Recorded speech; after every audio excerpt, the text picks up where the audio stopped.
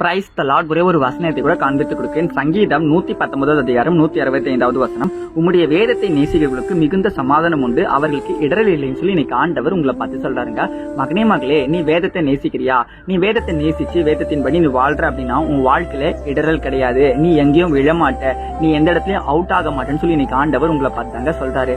நம்ம நிறைய டைம் பாத்தீங்கன்னா நம்ம வாழ்க்கையில நமக்கு நிறைய பிரச்சனைகள் வருது. இந்த பாடுகள் ஏன் எனக்கு வந்துச்சு, இந்த போராட்டங்கள் ஏன் வந்துச்சு, என்னால ஏன் இது சாதிக்க முடியலன்னு சொல்லி நிறைய நேரங்களை நம்ம ஃபீல் பண்ணுவோம், கஷ்டப்படுவோம், யோசிச்சுட்டே இருப்போம். ஆனா ஏசப்பா சொல்றாரு, அதெல்லாம் ஏன் தெரியுமா வருது? நீ என் வேதத்தை நேசிக்கலாமா? நீ பைபிளே படிக்க மாட்ட, நீ பைபிள் சொல்றதை கேட்க மாட்ட. நீ பைபிள் படிச்சதானே நான் உன்கிட்ட பேச முடியும், நான் உன்கிட்ட பேசினாதானே உன் வாழ்க்கையில நீ எப்படி வெற்றி அடையணும்னு உங்களுக்கு சொல்லிக் கொடுக்க முடியும். அப்ப இந்த உலகத்துல நம்ம எப்படி வாழணும், நம்ம உலகத்துல எப்படி ஜெயிக்கணும், இந்த உலகத்துல இருக்க எல்லா காரியத்தை நம்ம எப்படி மேற்கொள்ளணும் அப்படின்னா நமக்கு என்ன தேவை? ஏசப்பாவுடைய அறிவுரை தேவை. அது எப்படி கிடைக்கும்னா பைபிள் படிக்கிறது மூலியமா தான் கிடைக்கும். அதான் ஏசப்பா சொல்றாரு, என் வேதத்தை நேசிக்கிறதுக்கு இடரல் இல்லைன்ட்டு. அப்போ உன் வாழ்க்கை